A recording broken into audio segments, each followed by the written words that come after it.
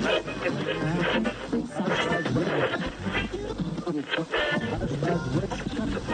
now, #RadioNZ. Alright, we're live. Welcome to Hashtag Radio. I'm Fid McAwesome. I'm Chris McAwesome. And I'm V8 Matty.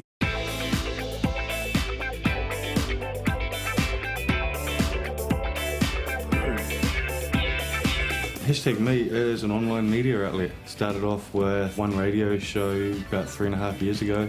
We've just developed it to become a podcast network and online website with news, reviews and opinions on social media, web tech and gaming. All uncultured. All uncultured, so we put our own sort of personal spin on everything.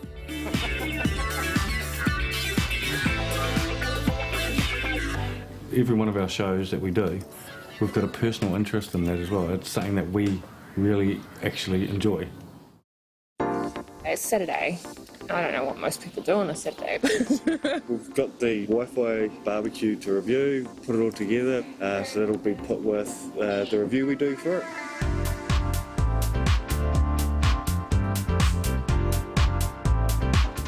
We love doing all this tech geeky stuff and trialling all these gadgets and seeing what works and what doesn't. So we've been reviewing gadgets and stuff for around about 3 years now. And that's probably as long as hashtag's been around. Yeah, we just got a real passion for finding out about this stuff and then sharing what we think's cool about it, or whether or not it is actually cool with the public. Normally we get games and phones and things like that. It's got to be one of the strangest things we've actually reviewed. This is the fun part of it. Later on in the day is where we'd be sitting at our computers getting ready to do the podcast and the show. Someone actually asked me the other day, how do you get a job like this? And I said, you don't. I had to create my dream job, and it makes it so much easier when it is your dream job. So originally we had a business called Assassin Imports. They were the first New Zealand outlet on Facebook that you could buy products inside Facebook. Mm-hmm. It was actually going really, really well. And then we made the dumbest move I think we've ever made. We decided that we'd have a retail store. Everybody beforehand had told us not to do it. And so we decided that we knew better than them. We knew what was happening. And these were big business people. We'd imported, $200,000 worth of technology from overseas, kitted out the store, and we almost sold out in our first week, so we turned over a heap of money.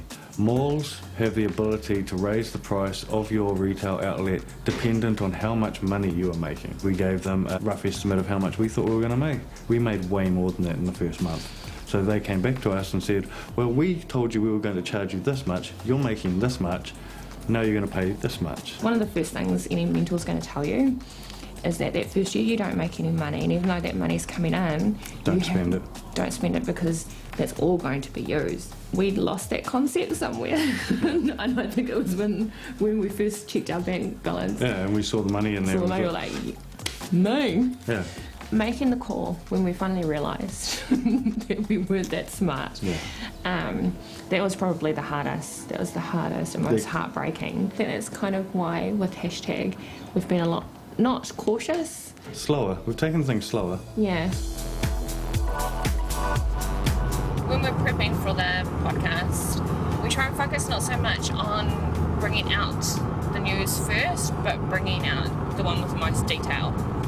A lot of our prep for the week actually involves getting hold of the tech companies, going through all the press releases, keeping our eyes on the wire is probably the most intensive when it comes to doing actual prep. And a really interesting idea of a Wi-Fi enabled barbecue. I'm so excited about this. Yeah, but that's coming out a little later in the show. But we start off the week every week with Chris McAwesome and the news. Starting up a new business, don't make any cash. No. And we didn't actually go into it for the cash. We didn't actually go into it for any of the free stuff either. No, we went in because he has a big ego and he needed to talk. But we went in because we were passionate about it. We've spent 3 years building up our credibility, and it's actually got to the point where all these big international companies are now saying, hey, can we send you to Singapore for a week? Okay, that's a week that I've got to take off from work. So for us to now make it work, we have to be able to make it financial now.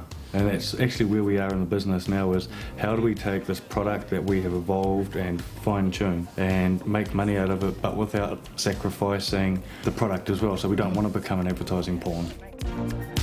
I think what else helps is it's not just Carice and I involved in this. There are other parties involved. We can't make every call ourselves. We have to get Matt's opinion on it, and he has to agree to it as well. A bit more of a camera with a phone attached, really. Best of both worlds. I'm V8 Matty, which is my Twitter handle. My role is I'm a co-host for #Radio NZ, so it's myself, Vid and Carice. I like that it's our baby, you know, we have essentially full control over what we do. Since we first started, it's been just an expensive hobby. I mean, we do get free stuff along the way, but it's a huge commitment with time and money.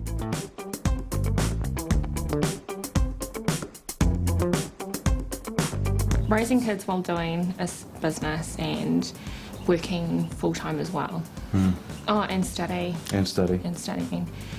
For me though, I always have this big chip, of guilt. Yeah. That's saying, I'm not spending enough time with the boys, I'm not paying them enough attention. And then when I do, they don't want it. Our family's real close because we share technology with each other, and we have a laugh through technology. Without technology, I think we wouldn't be in this position where we are. It's just cool to be able to see them review stuff that not many other people get to. It's a double-edged sword. They get to enjoy some of the benefits of what we do, like they get to play on the PlayStation games and stuff that we get to send to us to review, but they miss out on so much time with us, and I do feel guilty sometimes when I've spent like 3 weekends in a row away. I think I want to be like Dad. I can see he collects games, and I reckon I'm going to make one, like my brother. They will say to people, when we've heard it before, that they're proud to have us as parents, or the youngest actually said, I love having you guys as parents because we get to do cool stuff and get cool stuff sent to us. And saying that, he'll go and say something like, when we say that we're going for a trip somewhere, he will say, oh, do you have to go? Yeah, maybe they could just quit their day job to start doing #.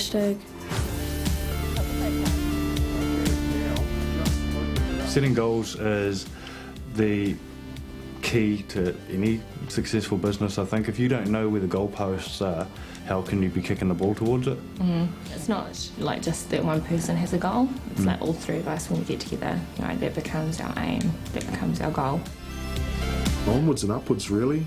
We're just continuing to build relationships with Microsoft and Sony and everyone else in between. We've got good relationships with sort of LG and Huawei and companies like that. I honestly don't think we could have been successful in what we're doing now if we hadn't have learnt the lessons and the failure that we'd had previously and known to take our time. We actually had our first breakthrough just this week, where we had a very large international tech company approach us asking, how much does it cost to advertise on your podcast network? So we're like, okay, we've made it to that level now where, okay, this is going to start making us some money. The potential to be able to quit the day job and do what we love for a job is now real.